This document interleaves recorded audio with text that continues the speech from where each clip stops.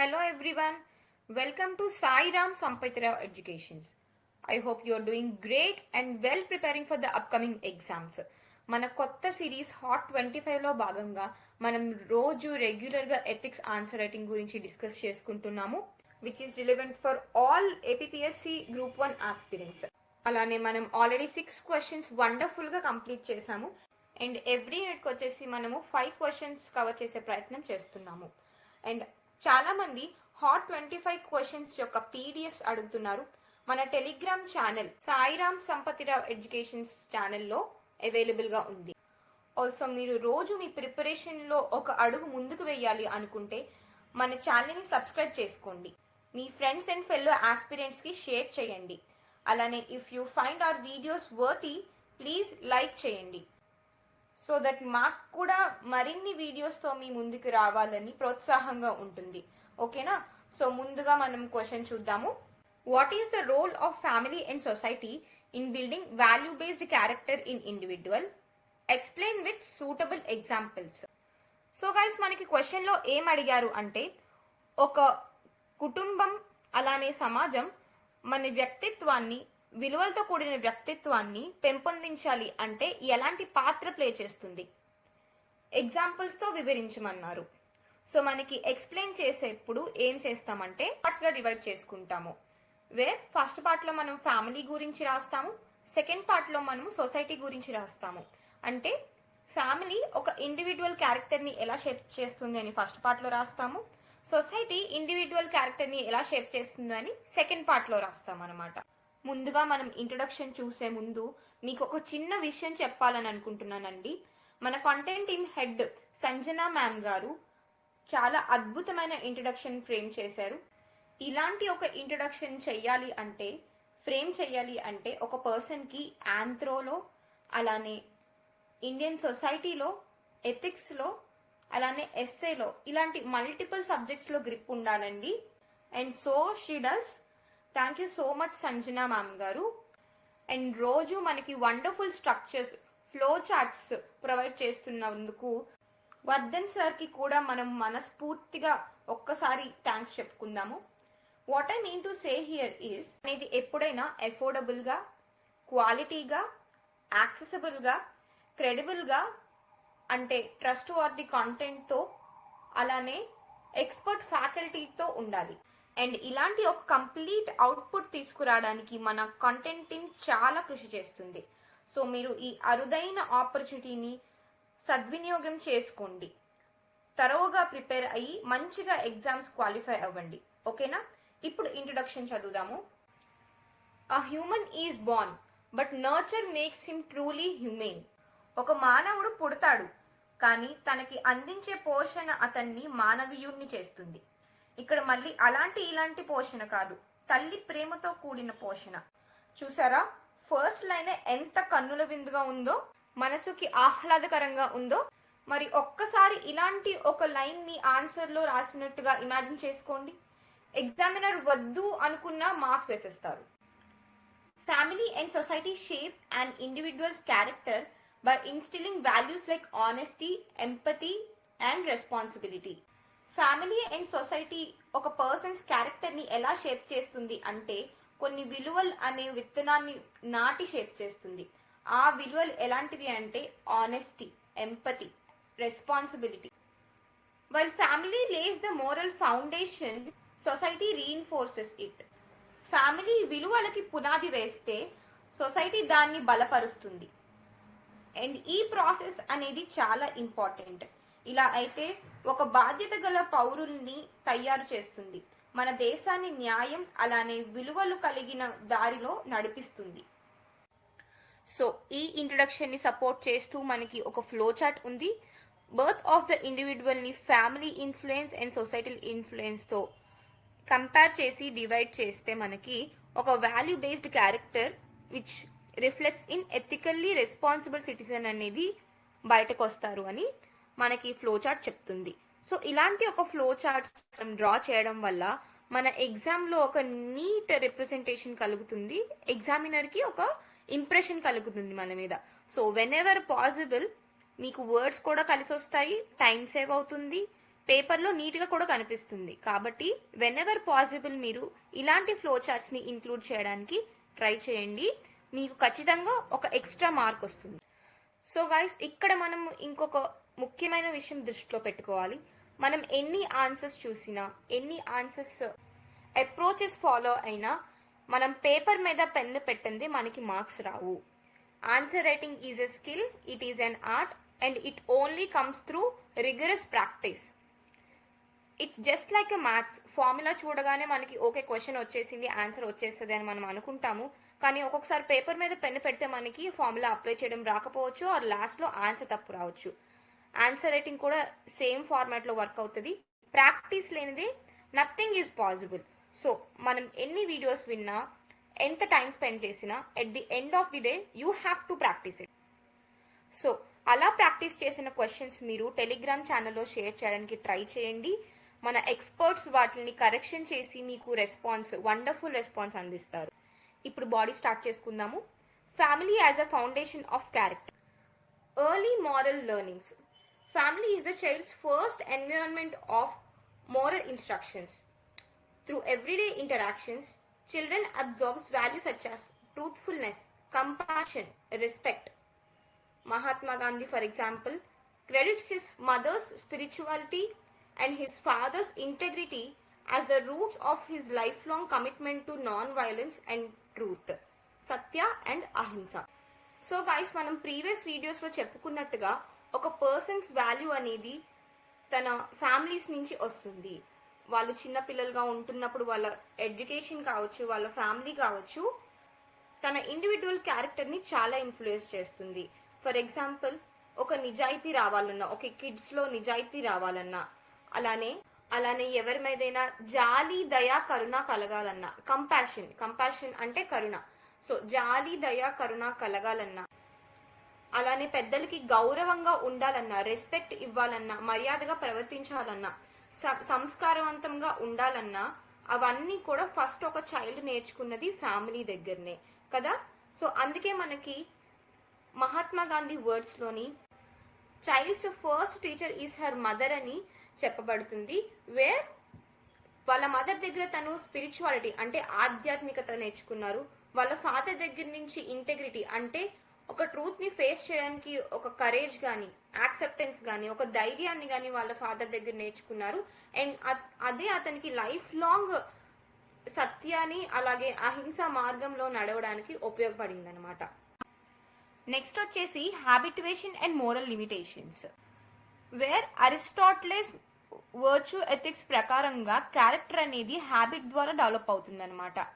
So ఇక్కడ మనకి virtue ethics అంటే ఏంటి? వర్చ్యూ ఎథిక్స్ అంటే సింపుల్గా ఒక పర్సన్ మిగతా హ్యూమన్స్ని రెస్పెక్ట్ చేయడం, హ్యూమన్ డిగ్నిటీని గౌరవించడము, అలాగే తన లైఫ్లో తనకి ఫ్రీగా చూస్ చేసుకునే అవకాశం ఉండడము, అలానే ఇతరుల లైఫ్ డెసిషన్స్ని రెస్పెక్ట్ చేయడం, తన చాయిసెస్ని రెస్పెక్ట్ చేయడము.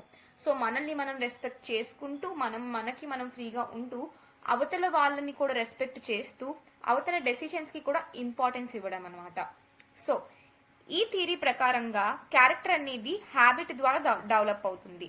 సో ఇలాంటి వర్చ్యూస్ అన్ని, ఇలాంటి రైట్స్ అండ్ రాంగ్స్ అవన్నీ కూడా చిన్నప్పుడే అలవాటు అవ్వాలి, చిన్నప్పుడే వాటికి హ్యాబిచ్యువేట్ అవ్వాలి. Children imitate the behavior of their elders and repeat exposure to virtues shapes their moral instincts. ఒక పక్షి ఎగరడం తల్లి దగ్గర నుంచి ఎలా నేర్చుకుంటుందో పిల్లలు కూడా ఫ్యామిలీ నుంచి వాళ్ళ బిహేవియర్ని కానీ, పద్ధతులు కానీ పెద్దవాళ్ళ దగ్గర నుంచి నేర్చుకుంటారనమాట. సో ఏ ఫ్యామిలీలో అయితే ఎంపతి, రెస్పాన్సిబిలిటీ, ఫెయిర్నెస్, మిగతా ఇతర విలువలన్నిటిని పాటిస్తారో it becomes an ethical training ground అనమాట పిల్లలకి. Coming to the second part of the question, society as the reinforcing ecosystem. అంటే విలువల్ని ఫ్యామిలీ ఇన్ఫ్లుయెంట్ చేస్తే దాన్ని అప్లిఫ్ట్ చేసేది సొసైటీ. అదే కదా మనం ఇంట్రొడక్షన్లో చూసుకున్నాము. సో సొసైటీ ఒక అడుగు ముందుకు వేయడానికి పాత్ర వహిస్తుంది. ఫస్ట్ పాయింట్ వచ్చేసి ఎడ్యుకేషన్ ఇన్స్టిట్యూషన్స్. సో గైస్, మనందరికీ తెలిసిందే ఎడ్యుకేషన్ అనేది చాలా పెద్ద రోల్ ప్లే చేస్తుంది ఒక పర్సన్స్ తాలూకు క్యారెక్టర్ డిటర్మైన్ చేయడంలో. వై? బికాస్ ఎడ్యుకేషన్ అంటే it's not just a pen and paper. ఒక పుస్తకము, పెన్ను మాత్రమే కాదు, మనం ఏ శిక్షణ తీసుకుంటున్నాము, మనం దాన్ని లైఫ్లో ఎలా ఇంప్లిమెంట్ చేసుకుంటున్నాము అనేది ఒక ఎడ్యుకేషన్ అనమాట. ఫర్ ఎగ్జాంపుల్ ఇక్కడ మనకి ఫిన్లాండ్, అక్కడ స్టూడెంట్స్కి చిన్నప్పటి నుంచే అకాడమిక్స్తో పాటు కొన్ని విలువలను కూడా నేర్పిస్తుంది. లైక్ ఈక్వాలిటీ కావచ్చు, అలానే ఎమోషనల్ అవేర్నెస్ కావచ్చు, క్యారెక్టర్ బేస్డ్ ఎడ్యుకేషన్ అన్నమాట. సో ఫిన్లాండ్ మీరు చూసుకుంటే వరల్డ్లోనే నెంబర్ 1 ఉంది విత్ రెస్పెక్ట్ టు ఎడ్యుకేషన్ అన్నమాట. Try to include this kind of examples in your answer so that మీకు కొన్ని మంచి మార్క్స్ వస్తాయి. Coming to the next point, peer and community influence. ఇక్కడ నథింగ్ బట్ మన బంధువులు, మన అత్తలు, మామలు, పిన్నిలు, బాబాయిలు, అక్కలు, చెల్లెళ్ళు, మొత్తం కిన్షిప్ అన్నమాట. మన బంధువులు మన క్యారెక్టర్ బిల్డింగ్ లో ఎలాంటి రోల్ ప్లే చేస్తుంది. లైక్ మనము సోషలైజ్ అవుతున్నప్పుడు, ఫ్యామిలీ ఫంక్షన్స్ లో గ్యాదర్ అవుతున్నప్పుడు మనకి మన పేరెంట్స్ నేర్పించే విలువలు అలాగే పద్ధతులు, especially in the time of teenage అనమాట. అడాలసెన్స్ టైంలోని పిల్లలు ఎలాంటి రోల్ ప్లే చేస్తున్నారు అని బాగా గమనించేది మన బంధువులే. మీరు గుర్తుపెట్టుకుంటే మీరు కాలేజ్ టైంలో మీ గురించి పొగిడింది అయినా క్రిటిసైజ్ చేసింది అయినా మన ప్రవర్తన పైన ఒక కన్నేసి ఉంచింది మన బంధువులు అనమాట. సో మన క్యారెక్టర్ బిల్డింగ్ లోని బంధువులు కూడా ఒక పెద్ద పాత్ర వహిస్తారు. సో ఇక్కడ మనకి బెస్ట్ ఎగ్జాంపుల్ వచ్చేసి kibbutz child upraising system guys, that is in Israel. Why? Because kibbutz child upraising system లో ఒక స్పెషల్ క్యారెక్టర్ ఉంది where different type of community children అంతా కూడా స్కూల్స్ లోని చేరుతారు అండ్ అక్కడ ఈక్వాలిటీని అప్లిఫ్ట్ చేస్తారనమాట. వాళ్ళు తినే తిండి కావచ్చు, వేసుకునే బట్టలు కావచ్చు, మెడికల్ ట్రీట్మెంట్స్ కి కావచ్చు, వాళ్ళ స్టేటస్ తో సంబంధం లేకుండా అందరినీ సమానంగా ఈక్వల్ గా వాళ్ళ పిల్లల్ని పెంచుతూ ఎడ్యుకేషన్ ఇవ్వడం అనేది జరుగుతుంది. అలా చేస్తే పిల్లలకి ఏమవుతుందంటే చిన్నప్పటి నుంచే భేదభావాలు అనేవి క్రియేట్ అవ్వవు. వాళ్ళ తోటి ఫ్రెండ్స్ మెర్క్లో వస్తున్నారా లేదా ఆల్టోలో వస్తున్నారా, వాళ్ళ ఫాదర్ అంబానీయా లేదా వాళ్ళ ఫాదర్ సాఫ్ట్వేర్ ఇంజనీరా, ఇలాంటి భేదభావాలు ఏమీ లేకుండా ఒక మంచి ఎన్వైరన్మెంట్ మధ్య పెరుగుతారు కిడ్స్ చైల్డ్ అప్రైజింగ్ సిస్టంలో. So try to include such sound examples in your answers. Next, legal and institutional frameworks. So మన స్టేట్ కానీ గవర్నెన్స్ కానీ కాన్స్టిట్యూషన్ కానీ ఒక ఇండివిజువల్ క్యారెక్టర్ బిల్డ్ చేయడంలో చాలా హెల్ప్ చేస్తుంది. ఫర్ ఎగ్జాంపుల్ మనకి రైట్ టు ఎడ్యుకేషన్ యాక్ట్స్ కావచ్చు, అలాగే ఫండమెంటల్ రైట్స్ కావచ్చు, ఒక ఇండివిజువల్ తాలూకా పొటెన్షియల్ని, ఇంపార్టెన్స్ని, డిగ్నిటీని సొసైటీలో గుర్తించడం జరుగుతుందన్నమాట. సో దట్ ఫర్దర్గా ఒక పర్సన్ ఈక్వాలిటీని అలానే స్టేట్ పట్ల రెస్పాన్సిబిలిటీని పెంచుకుంటూ వెళ్తారు వాళ్ళ లైఫ్స్లో. లాస్ట్ వచ్చేసి మనకి media and culture, traditional and culture narratives. Like మనకి పెద్ద పెద్ద epics like Mahabharata and Ramayana teachers lot of righteousness and influence generational perceptions of ethical conduct అనమాట. సో మనకి మన ప్రీవియస్ కాలంలో మనుషులు ఇలా ఉన్నారు అలా ఉన్నారు అని ఫస్ట్ మనకి చెప్పేది ఎవరు? మనకి పెద్ద పెద్ద పురాణాలు like Mahabharata and Ramayana. So మనం ఏమైనా ధర్మం నేర్చుకోవాలన్నా, ఎథికల్ వాల్యూస్ నేర్చుకోవాలన్నా ఫస్ట్ మనకు ఉన్నవి ఏంటి? మనకున్న హోలీ బుక్స్. అవి మన పెద్దవాళ్ళు మనకి టీచ్ చేస్తే ఇండివిజువల్స్ అలాంటి వాల్యూస్ రెప్లికేట్ చేయడానికి ట్రై చేస్తారు కదా. నెక్స్ట్ వచ్చేసి digital media and modern influence. So in the digital పెద్దవాళ్ళు కావచ్చు, పిల్లలు కావచ్చు, ఎవరైనా సరే ఒక ఇండివిజువల్ తాలూకా ఐడియాలజీ కావచ్చు, పర్సెప్షన్ కావచ్చు, ఈవెన్ తన క్యారెక్టర్ అనేది వాళ్ళు వాచ్ చేసే మూవీస్ని బట్టి, వాళ్ళు ఫాలో అయ్యే ఎపిసోడ్స్ని బట్టి, అండ్ అలానే స్పోర్ట్స్ కావచ్చు, ఎనీథింగ్ వాళ్ళ కల్చరల్ యాక్టివిటీస్ ఏవైనా ఉంటాయో దాని ద్వారా బిల్డ్ అవుతాయి అన్నమాట. ఫర్ ఎగ్జాంపుల్ రీసెంట్ టైమ్స్లో మనం రీల్స్ చూస్తూ చాలా నేర్చుకుంటున్నాము. మనం కొంతమంది ఎడిక్ట్ అవుతున్నాము, అలానే చాలా మంది ఏం చేస్తున్నారు అంటే రీల్స్ చూస్తూ ఇన్ఫర్మేషన్ గ్యాదర్ చేసుకోవడానికి, ఎడ్యుకేట్ అవ్వడానికి కూడా సోషల్ మీడియాని యూస్ చేసుకుంటున్నారు. And most of the persons ఏం చేస్తున్నారు అంటే సోషల్ మీడియాని రాంగ్ వేలో యూటిలైజ్ చేసుకుంటున్నారు, వేర్ వాళ్ళకు కూడా తెలీదు that they are using wrong way అని. రీసెంట్లీ మనం ఏం చూస్తున్నాము, ఏదైనా పెళ్లి చూపులు అయితే అమ్మాయిలకు కానీ అబ్బాయిలకు కానీ కొన్ని ఎక్స్పెక్టేషన్స్ ఉంటాయి. మోస్ట్లీ అమ్మాయిలకి చాలా ఎక్స్పెక్టేషన్స్ ఉంటాయి, నాకు ఇలా చేసుకోవాలి, అలా చేసుకోవాలి, ఇంత కేరింగ్గా ఉండాలి, అంత కేరింగ్గా ఉండాలి. సో ఇలాంటి నెగిటివ్ ఇన్ఫ్లుయెన్స్, మూవీస్ తాలూకా నెగిటివ్ ఇన్ఫ్లుయెన్స్ అనేది మన రియల్ లైఫ్స్లో పడుతుంది, వేరే పెళ్ళయ్యాక అది డివోర్సెస్ వరకు తీసుకొస్తుంది అనమాట. ఆల్మోస్ట్ మనం రిలేషన్స్లో అడ్జస్ట్ అవ్వాలి అనే మ్యాటర్ని మర్చిపోయాము. సో మన క్యారెక్టర్ బిల్డింగ్లోని digital media and modern lifes చాలా ఇన్ఫ్లుయెన్స్ చేస్తున్నాయి. ఫైనల్లీ మనం ఏం చెప్పి కన్క్లూడ్ చేస్తాము అంటే, ఫ్యామిలీ అనేది ధర్మం అనే సీడ్స్ని ఇండివిజువల్లో సో చేస్తే సొసైటీ దాన్ని పోషణతో ముందుకు తీసుకెళ్తుంది. ఎలాంటి పోషణ అంటే ఎడ్యుకేషన్ కావచ్చు, లా కావచ్చు, కిన్షిప్ అండ్ ఫ్యామిలీ, మిగతా అదర్ మెంబర్స్ కావచ్చు, కల్చర్ కావచ్చు, సోషల్ మీడియా కావచ్చు, సినిమాస్ కావచ్చు. అలానే మనం గాంధీ గారి ఎగ్జాంపుల్లో తీసుకున్న, ఫిన్లాండ్స్ ఎడ్యుకేషన్ సిస్టంలో తీసుకున్న, కిబుట్స్ చైల్డ్ అప్లిఫ్ట్మెంట్ సిస్టంలో తీసుకున్న, ఫ్యామిలీ అండ్ సొసైటీ నాటిన విత్తనాలే ఒక ఇండివిజువల్ తాలూకా క్యారెక్టర్ని డిసైడ్ చేస్తున్నాయి అన్నమాట. ఇలాంటి వాల్యూసే ఒక మోరల్లీ గ్రౌండెడ్ సిటిజన్స్గా మారడానికి హెల్ప్ చేస్తాయి అన్నమాట. అండ్ అది కాన్స్టిట్యూషనల్ మొరాలిటీలో కావచ్చు, లైక్ జస్టిస్, ఈక్వాలిటీ, ఫ్రాటర్నిటీని అప్లిఫ్ట్మెంట్ చేయడంలో చాలా ఇంపార్టెంట్. అండ్ ఇంక్లూజివిటీని పెంచడంలో కావచ్చు, ఎథికల్ సొసైటీని ఫామ్ చేయడంలో కావచ్చు, ఇవన్నీ చాలా ఇంపార్టెంట్ అన్నమాట. సో మీరు ఇక్కడ గమనిస్తే మనం ఇంట్రడక్షన్కి బాడీకి లింక్ చేస్తూ కన్క్లూజన్ ఫ్రేమ్ చేయడం అనేది జరిగింది. సో అగైన్ ఇలాంటి ఫ్రేమ్ వర్క్స్ తీసుకురావాలన్నా, ఇలాంటి కన్క్లూజన్స్ తీసుకురావాలన్నా చాలా ఎక్స్పర్టైజ్ ఉండాలి. ఇన్ మల్టిపుల్ డిసిప్లిన్స్, మల్టిపుల్ సబ్జెక్ట్స్లో చాలా గ్రిప్ ఉండాలి మనకి. ఐ హోప్ మీరు ఈ ఇన్ఫర్మేషన్ని, ఇంత వండర్ఫుల్ ఇన్ఫర్మేషన్ని మీరు ప్రాపర్గా యూటిలైజ్ చేసుకుంటారు అండ్ ఎగ్జామ్స్లో క్వాలిఫై అవుతారు. All the best for the upcoming exams. Keep practicing answers.